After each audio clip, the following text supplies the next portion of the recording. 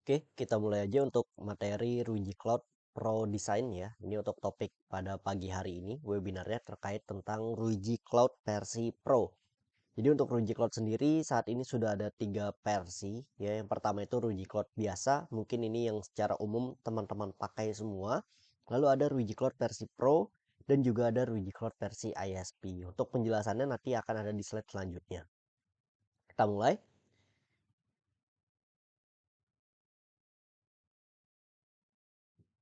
Nah, untuk Ruiji Cloud yang biasa, ya di sini bisa kelihatan dari sisi statusnya. Ruiji Cloud biasa itu biasanya dipakai oleh teman-teman yang menggunakan perangkat Ruiji secara umum. Ya di sini untuk SMB partner, ya ini untuk CCTV engineer, untuk networking engineer yang versi mungkin masih kecil-kecilan ya, untuk skala usahanya bisnisnya masih di develop gitu.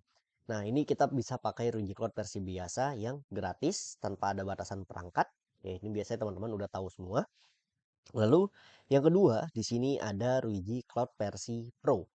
Yang mana untuk Ruiji Cloud versi Pro ini untuk partner Ruiji yang melakukan sign kontrak ya. Di sini untuk sign kontrak partnernya sendiri bisa menjadi installer ataupun managed service provider ya, dari sisi perusahaannya tersebut melakukan sign kontrak ke partner Ruiji nanti akan diopenkan secara gratis untuk Ruiji Cloud yang versi Pro-nya. Kalau untuk publik bagaimana untuk teman-teman yang umum nih? Nah, untuk teman-teman yang umum, saat ini dari sisi Ruiji Cloud-nya itu masih beta ya statusnya, untuk yang Cloud Pro ataupun Cloud yang ISP masih beta, jadi belum ada ketentuan terkait untuk teman-teman yang di publik gitu. Jadi untuk saat ini masih untuk partner aja yang bisa di-open Ruiji Cloud versi Pro dan Ruiji Cloud versi ISP-nya. Nah, untuk Ruiji Cloud versi Pro bedanya apa sih dengan yang Ruiji Cloud versi biasa? Nah, untuk Ruiji Cloud versi biasa, teman-teman yang sudah biasanya menggunakan eh, manajemen device-nya Ruiji ya, menggunakan Ruiji Cloud ini biasanya sering menggunakan fitur AI. Entah itu dari AI Optimize, entah itu dari Wi-Fi Intelligent Optimization, yaitu nama fitur lainnya, atau AI Diagnostic, ataupun Network Hawkeye. Nah, itu biasanya teman-teman pakai di Ruiji Cloud biasa. Tetapi, ke depannya semua fitur AI tersebut akan dihapus dari Ruiji Cloud versi biasa.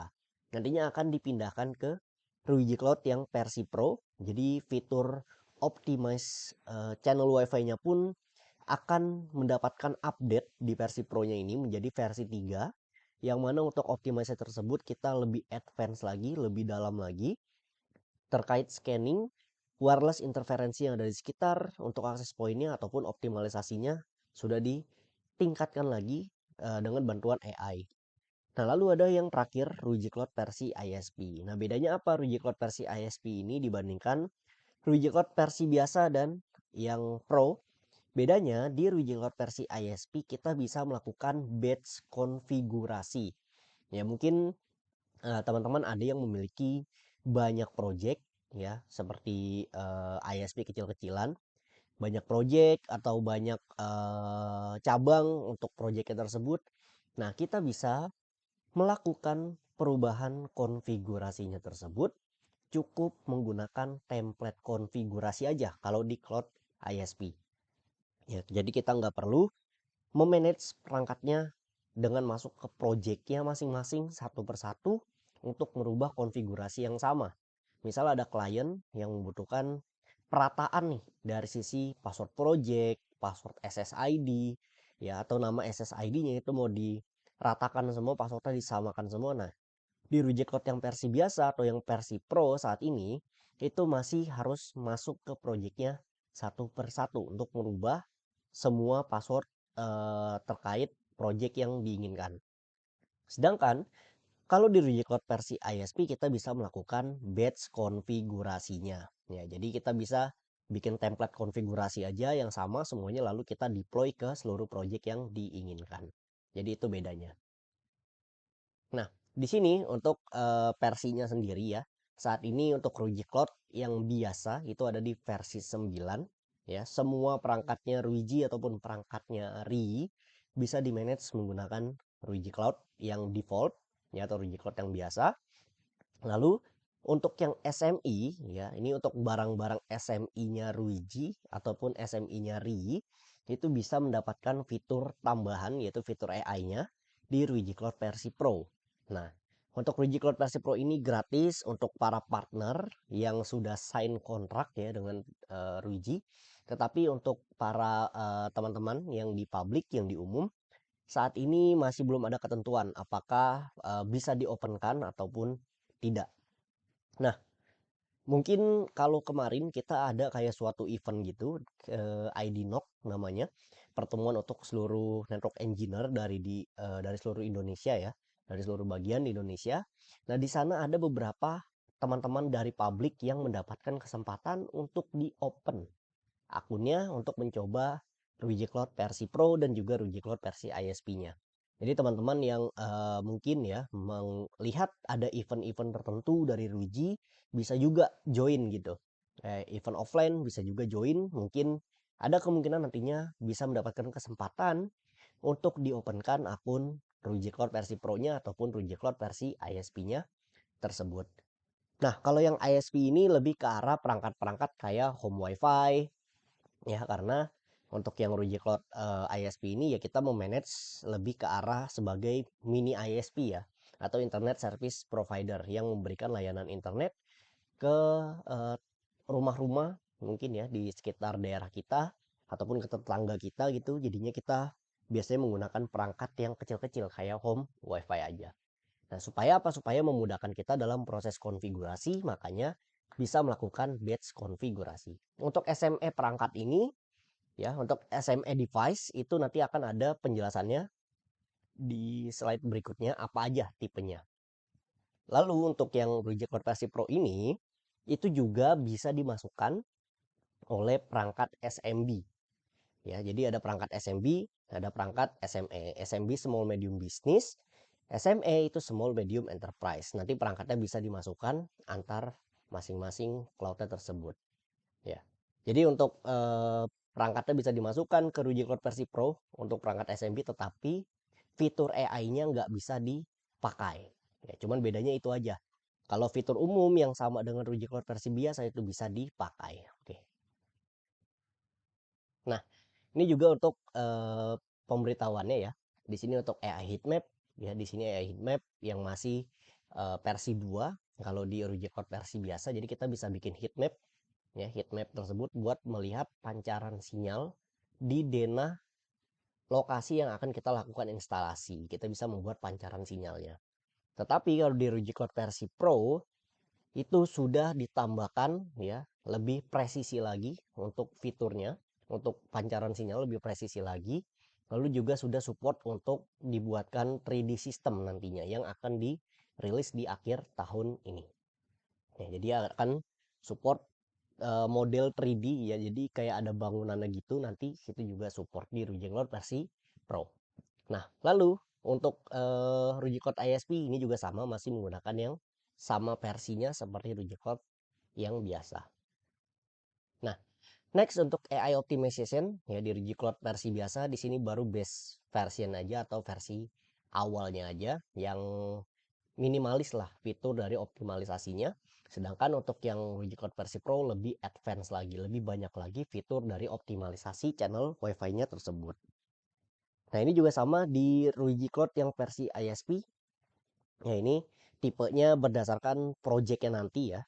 Kalau perangkatnya support untuk SMI, nanti dia bakal bisa pindah ke Pro version.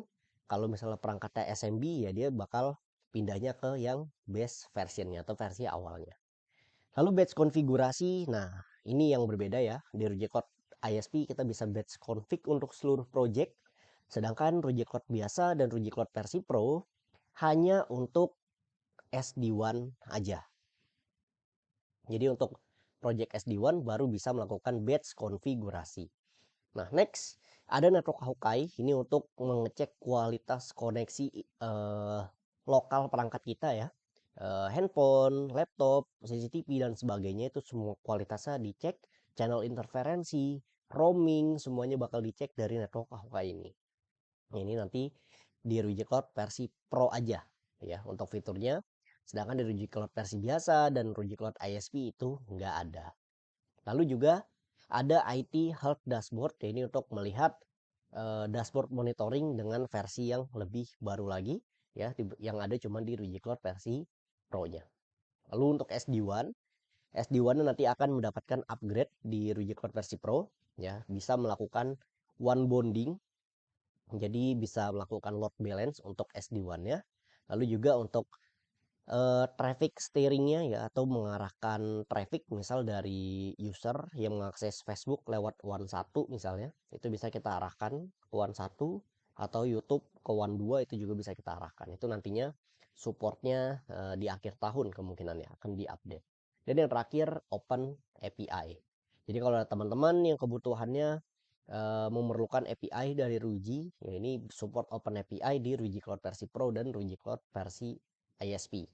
Ya, ini kalau Ruiji Cloud versi biasa nggak support untuk Open API-nya.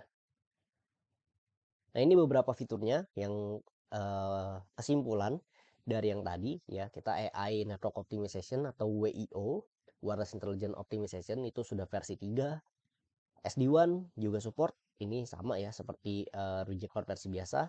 Lalu support Network Hawkeye dan IT Monitoring Dashboard ini cuma support di Ruiji Cloud versi Pro. Open API, lalu juga nantinya kita dapat melakukan batch config, ya. Batch config di sini akan diupdate di Ruiji Cloud versi Pro dan bisa melakukan schedule report. Jadi secara otomatis mungkin dalam waktu seminggu, dalam waktu sebulan itu akan di-report seluruh kualitas networknya atau log trafficnya dan dikirimkan ke email kita. Ya, jadi akan ada update-nya terkait schedule reportingnya ini ke arah email kita. Nah, ini key feature-nya ya. Jadi untuk key feature-nya dari Ruiji Cloud versi Pro, ya, di sini untuk yang versi 1.0 untuk Ruiji Cloud Pro-nya. Yang pertama ada Network Hawkeye, di sini untuk melihat kualitas dari WiFi ataupun kualitas dari koneksi wired-nya, ya, atau koneksi kabelnya, ya, mulai dari health-nya, lalu juga koneksi untuk device dan client health-nya ini bakal kelihatan. AI Network Optimization, ya ini digunakan untuk optimalisasi channel WiFi secara real time. Dia bakal mensimulasikan sinyalnya secara real time juga bisa, ya heat map secara real time. Ini akan bisa dilakukan di versi 3. Lalu bisa mendeteksi kualitas akses point yang memerlukan perhatian tambahan, ya untuk melakukan optimalisasi. Jadi untuk akses point yang kebutuhan untuk user banyak itu nanti akan lebih diarahkan untuk sering dilakukan optimalisasi agar tidak terjadinya interferensi. Nah, lalu juga untuk SD1, ya di sini support, ya untuk SD1 IT monitoring dashboard nantinya bisa melihat network health dashboardnya. Ya, ini akan diupdate lagi. Open API support ya dari Ruiji Cloud untuk yang Ruiji Cloud versi Pro-nya. Lalu nanti akan bisa custom configuration, ya seperti setting VLAN, lalu setting wireless parameter itu nantinya akan bisa kita custom lebih advance lagi dan bisa di schedule reportnya untuk dikirim ke email kita ataupun email customer kita. Nah, Network Hawkeye ya, ini untuk network help dan experience-nya lebih dalam lagi. Di sini untuk Network Hawkeye kita bisa melihat dari kesehatan wirelessnya, kesehatan kliennya, lalu kesehatan WAN dan juga kesehatan device-nya tersebut. Ya, nanti bakal kelihatan statusnya kayak apa aja. Nah, ini contohnya. Kalau status dari wireless ya atau WAN-nya, kita bisa melihat dari sisi koneksi customer-nya. Time to connect, berapa kali dia koneksinya, lalu juga ada kualitas coverage, kualitas roaming, interferensinya seberapa parah, ini bakal kelihatan. Kalau hijau berarti dia bagus, minim interferensi. Kalau merah berarti harus ada yang kita optimize dari sisi problem tersebut. Nah, terus ini untuk One Health ya, kita bisa mengecek dari sisi routernya tersebut, nantinya kualitas bandwidth-nya itu ngarahnya kemana aja atau borosnya ke arah mana. Dari pemakaian usernya ataupun pemakaian aplikasinya itu arah mana yang lebih boros lah, atau aplikasi apa yang lebih boros itu bisa kelihatan. Nah, ini untuk di sisi klien, ya di sisi klien kita juga bisa melihat kualitas sessionnya, trafficnya berapa, dan juga dia seringnya connect ke wireless yang frekuensi 2,4 atau 5 GHz. Ini bisa kita lihat. dan kualitas perangkatnya tersebut, experience wifi-nya itu seberapa bagus ya. Entah itu roamingnya jelek, kalau roamingnya jelek nanti bakal berkurang dari nilai roamingnya tersebut. Ini bisa kelihatan semua. Device help ya, di sini untuk akses point, contohnya kita juga bisa melihat untuk rate statistiknya. Ya, ini untuk rata-rata kecepatan si akses point ini memberikan throughput itu berapa besar ke kliennya tersebut ya. Terus di sini bisa kelihatan radio frekuensinya 2,4 GHz, 5 GHz itu dipakai channel berapa dan powernya berapa persen, dan usernya yang sedang terkoneksi ada berapa. Di sini bisa terlihat lebih detail. Nah, ini untuk proses troubleshootingnya menggunakan network Hawkeye. Misalnya ada kualitas interferensi yang lumayan jelek ya. Di sini interferensinya sangat buruk sekali ya. Otomatis si akses pointnya nggak maksimal. Ya, dia skornya cuma 35%. Nah, di sini bisa kita kelihatan interferensinya 99%-nya itu karena non 802.11 interferensi. Artinya apa? Ini bukan berasal dari interferensi perangkat akses point. Ini biasanya berasal dari perangkat yang mengeluarkan sinyal radio juga atau frekuensi radio juga seperti microwave ataupun seperti perangkat-perangkat IoT mungkin kayak mesin fingerprint dan sebagainya. Itu nanti bisa berefek dari sisi interferensinya tersebut. Nah, ini bisa kelihatan. Lalu akses point mana yang terimpact ya atau yang terkena dampaknya. Ini akses point mana? Ini bakal kelihatan dampaknya itu dari interferensi ini, akses pointnya bakal terlihat yang terdampak. Nantinya bisa kita lakukan optimize dari sisi akses point tersebut. Nah, lalu kita juga bisa melihat detail dari interferensi di udara dan juga utilisasi dari channelnya tersebut. Lalu juga noise floor-nya bisa kita cek dari sini. Nah, di sini juga kita bisa masuk ke yang real time statistik ya untuk mengecek kualitas dari sisi frekuensi channelnya apakah bagus atau enggak. Kita bisa mengecek kualitas dari frekuensi channelnya yang dipakai itu paling banyak itu channel berapa. Ya, nanti bisa kita pilih di sini berdasarkan channel frekuensi yang paling sedikit dipakai. Jadi itu kualitasnya bisa lebih baik lagi. Nah, di sini kita bisa ganti channelnya, ya channel frekuensinya kita ganti sesuaikan dengan yang paling sepi di lokasi masing-masing. Untuk channel frekuensi ini harus teman-teman cek sendiri ya di lokasi masing-masing karena agar real time gitu statusnya, nggak bisa asal pilih channel aja. Nah, terus di sini untuk misalnya status wireless kliennya itu sering-sering disconnect ya, atau misalnya sukses rate-nya itu lebih kecil dari 80%. Nah, ini bisa kita lihat dari all client, kita bisa cek usernya, misalnya usernya ini ya handphonenya. Nah, nantinya bakal kelihatan. Ada settingan RSSI-nya itu lebih kecil dibandingkan association threshold-nya. Nah, ini kita bisa klik nih untuk fiturnya tersebut. Nantinya bakal diarahkan untuk settingan threshold-nya tersebut. Nah, threshold ini nantinya ketika si perangkat klien kita ya, handphone ataupun laptop mencapai minus 85 dBm baru bakal di kick dari sisi akses pointnya. Misal kita buat minus 65 dBm, nanti juga ketika dia statusnya 65 bakal otomatis dikeluarkan dari akses pointnya tersebut. Makanya kita harus setting dengan benar untuk association threshold ini. Oh sorry, offline threshold ini. Nah, ini juga bisa kelihatan ya dari sisi bandwidth-nya. Ketika pemakaiannya di jam-jam tertentu itu fullnya karena apa? Ini bisa kelihatan. Bisa terlihat di sini untuk throughput-nya kepakai berapa, lalu terminalnya itu siapa yang memakai throughput paling besar. Ya, atau handphonenya atau laptopnya siapa yang memakai throughput paling besar. Nah, next di sini ya kita bisa melakukan rate limit ke perangkat handphone kita atau laptop kita yang menggunakan traffic cukup besar ya dari pembuktian tadi dari live trafficnya.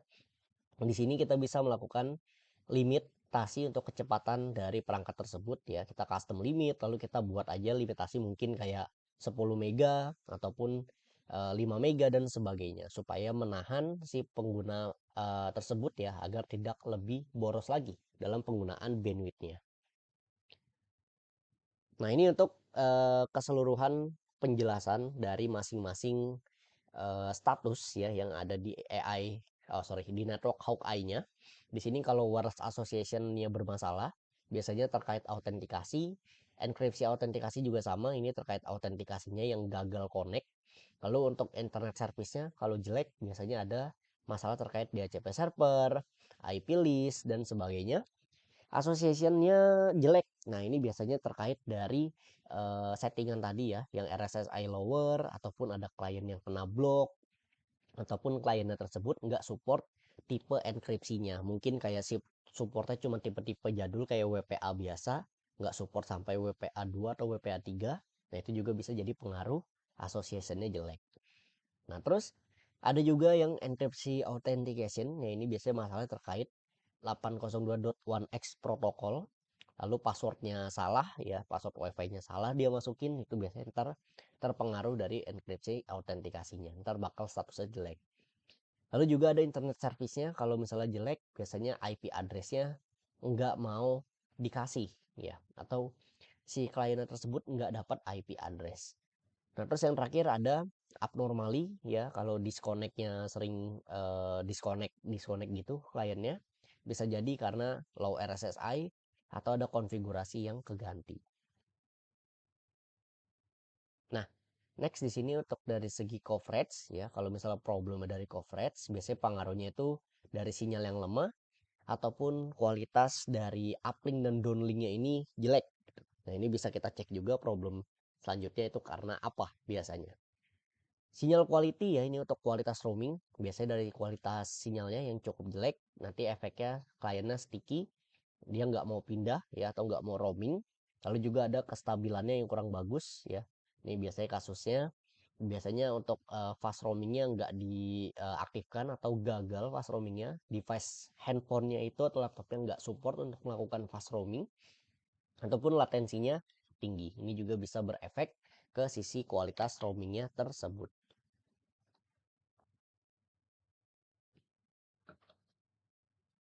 Next, untuk interferensi ya atau kapasitas interferensi di sini biasanya low capacity yang pertama, karena si akses pointnya tersebut dibebankan terlalu banyak user. Ya, ini melebihi dari kapasitas yang direkomendasikan, biasanya nanti bakal terbebani.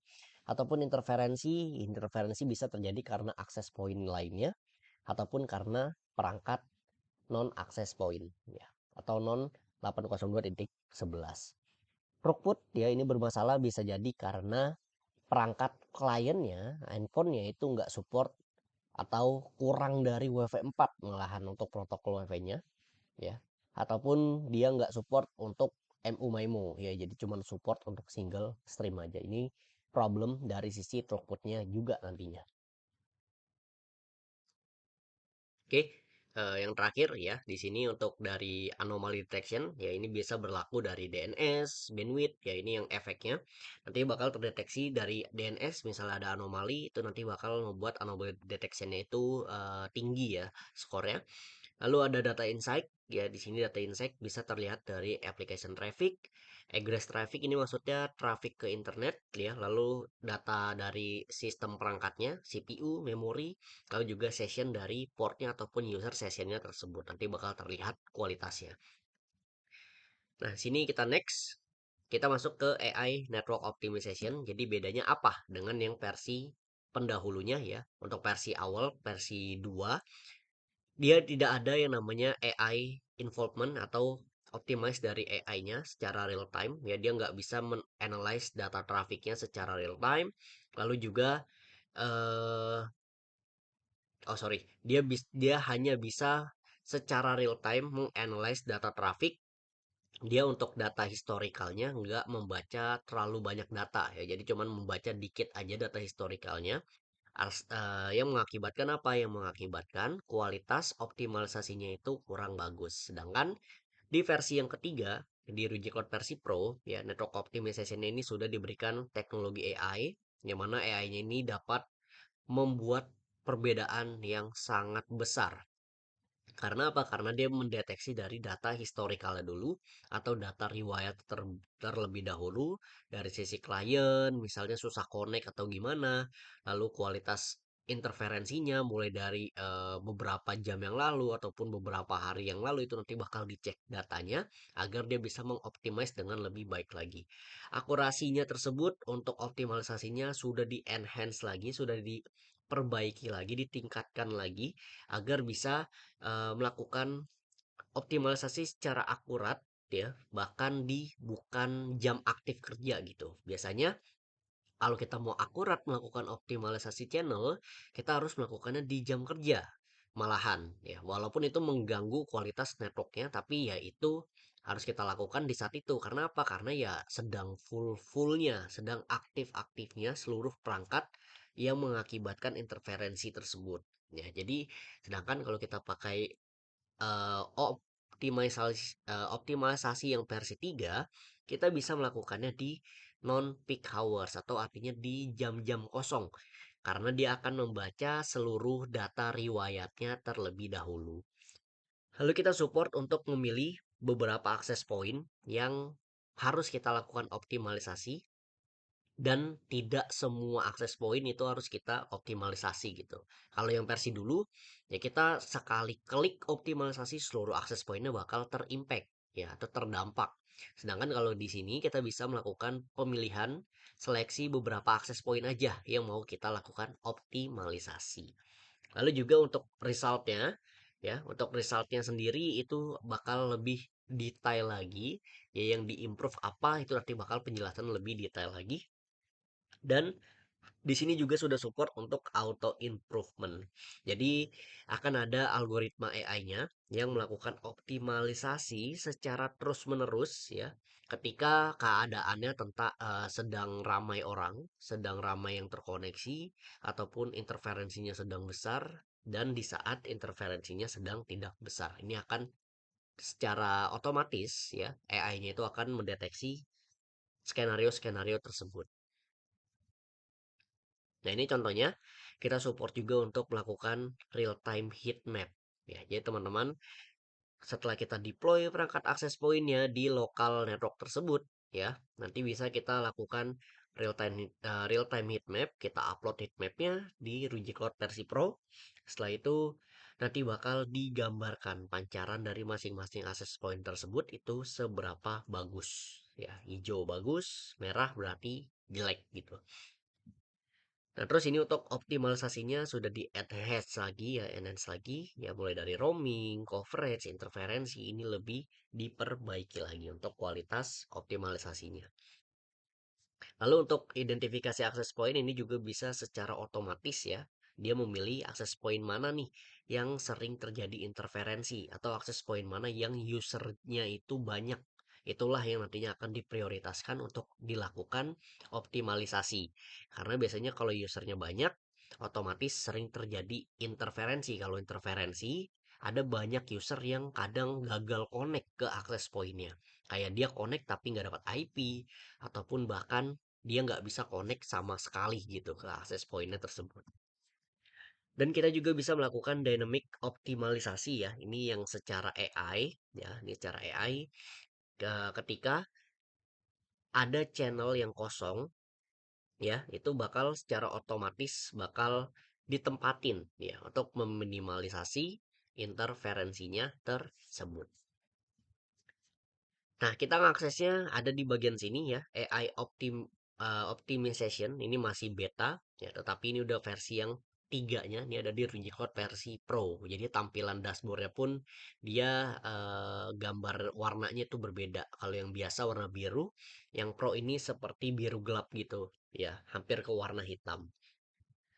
Nah, di sini ada dua mode, ada deep optimalisasi, ada juga quick optimalisasi. Ya, di sini untuk yang quick, ya dia men-scan secara biasa aja ya, secara real time, data historiknya membaca dikit.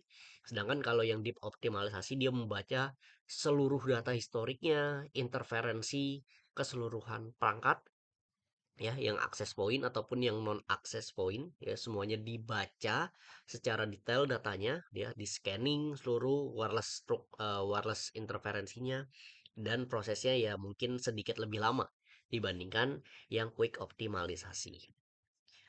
Nantinya kita bisa memprioritikan akses point mana yang harus kita optimalisasi ya secara terus-menerus ya agar fitur AI-nya membantu supaya apa? Supaya perangkat tersebut tidak sering terjadi interferensi. Ya, ini untuk kebutuhan kayak high capacity atau usernya sering banyak lah yang connect ke access point tersebut. Ya, ini harus kita prioritaskan lebih tinggi.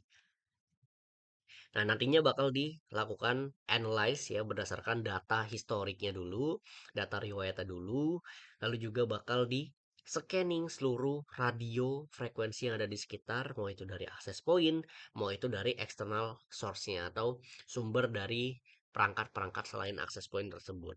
Dan selanjutnya akan dilakukan optimalisasi channelnya sampai selesai. Nah, nanti resultnya bakal terlihat di sini ya, seperti ada kualitas roamingnya mungkin ya. Di sini untuk roamingnya yang tadinya 33% aja di-update ya menjadi oh sorry ini bukan roaming ya. Ini kualitas dari sisi interferensi untuk yang warna hijau ya. Untuk yang warna hijau ini kalau nggak salah sorry. Untuk yang warna kuning kalau nggak salah ini yang interferensi 79% ya interferensi lalu diubah menjadi 9%. Lalu juga dari 84% dirubah menjadi 18% dan kalau yang ini ya, ini yang hijaunya itu mungkin antara roaming ya atau coverage ya antara roaming dengan coverage ya antara dua itu. Jadi channelnya diperbagus lagi. Nah, di sini kita masuk ke bagian SD-WAN sekarang.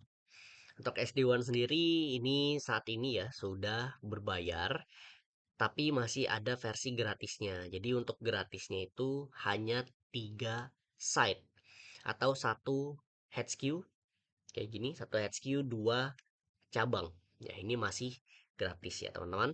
Jadi kalau udah 4 site itu udah nggak gratis, tapi kalau masih 3 site aja kayak gini itu masih gratis. Kalau 4 yang satunya itu harus nambah lisensi.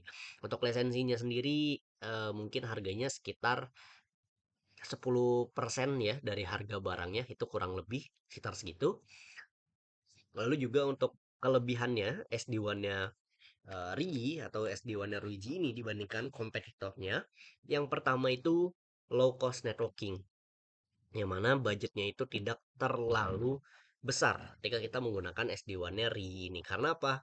Yang pertama, kita cukup menggunakan IP private ya, kita cukup menggunakan broadband aja, IP publiknya dynamic yang bisa berganti-ganti itu juga bisa terkoneksi.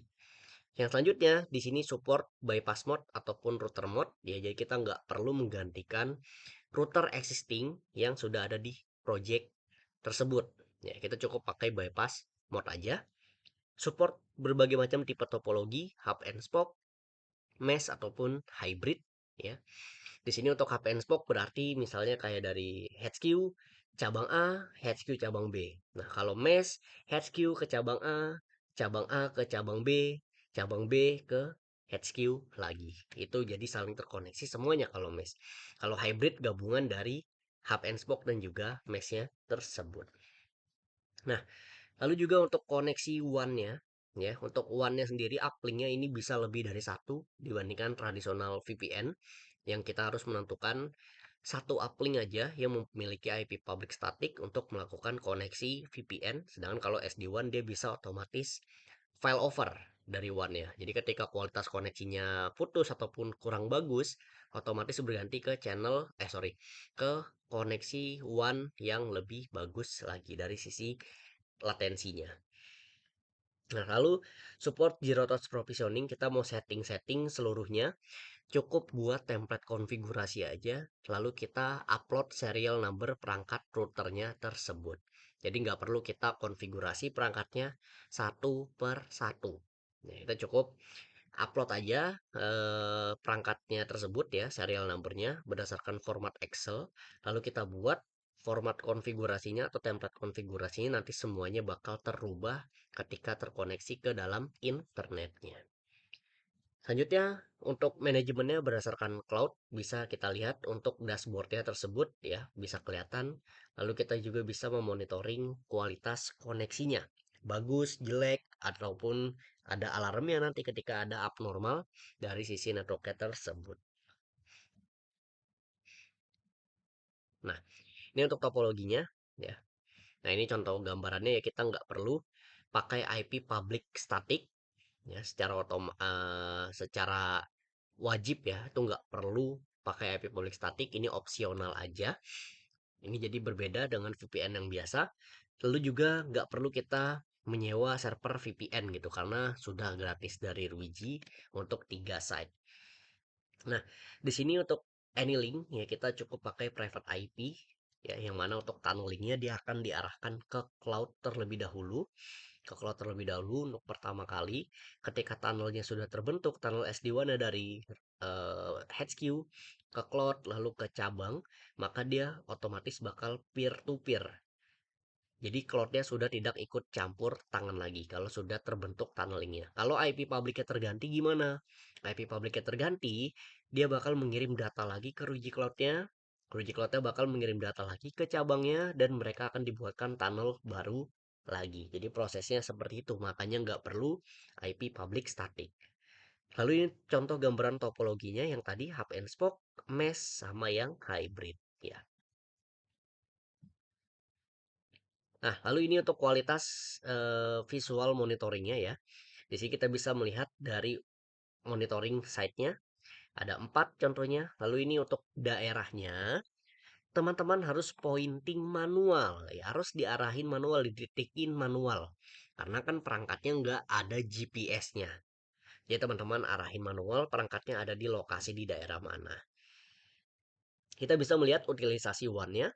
Ini pemakaian WAN-nya berapa persen ya, bandwidth utilisasinya. Lalu juga untuk projectnya totalnya ada berapa yang online, offline, dan juga yang tanpa router. Lalu juga kualitas koneksinya. Bisa terlihat di sini ada berapa Mbps untuk kualitas koneksinya, uplink dan downlinknya. Itu bisa kelihatan di sini semuanya. Ya, nah next. Nah, di sini untuk bandwidth kita juga bisa mengeceknya ya, dari bandwidth berdasarkan one port kita bisa mengecek one portnya di sini ya.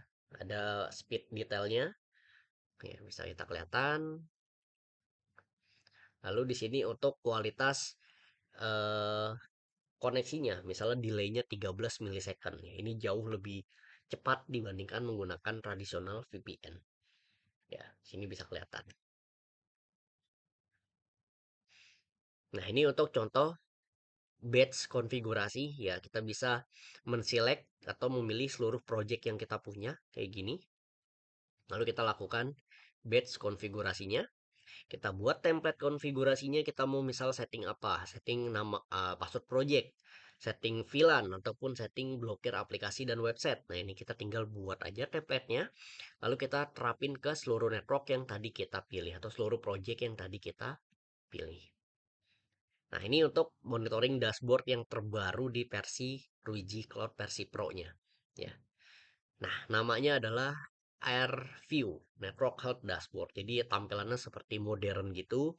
Ini cocok banget buat teman-teman yang pengen keren-kerenan gitu dari tampilan dashboardnya.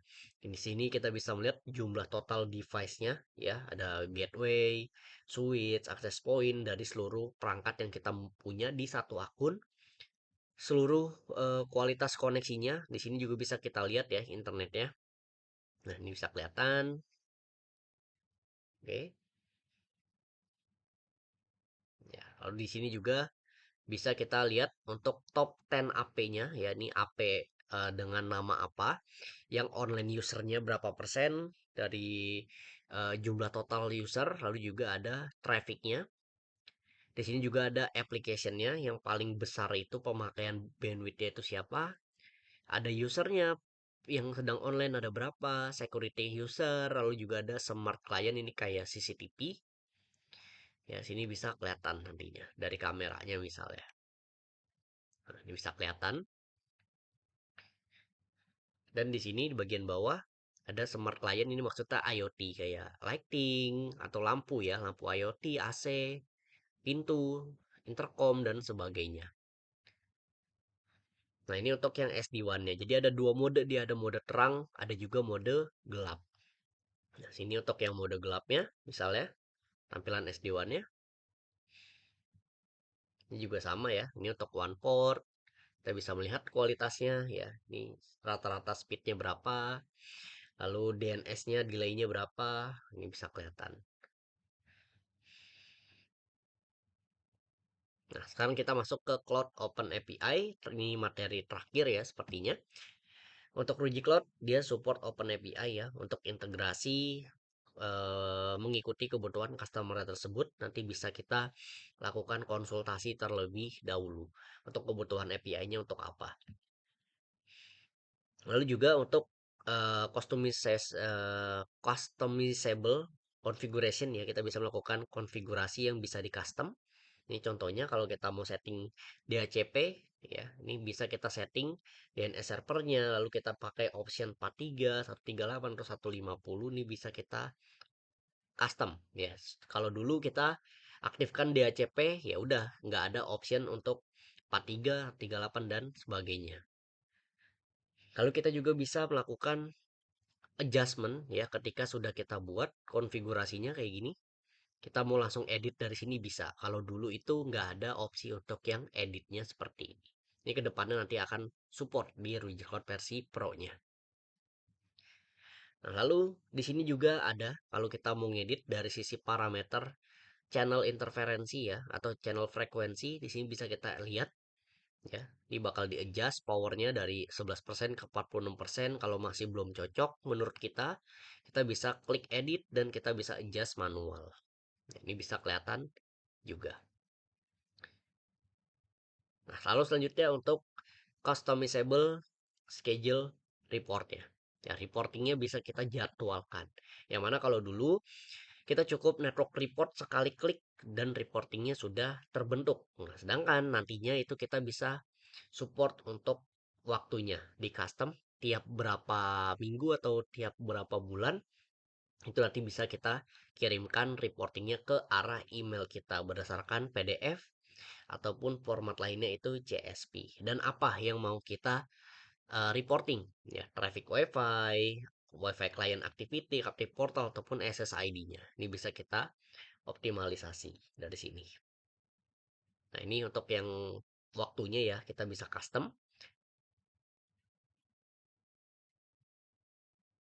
Nah, terus di bawah kita bisa kirim email di sini. Send ke email siapa. Jadi bisa seperti itu nanti update-nya. Oke.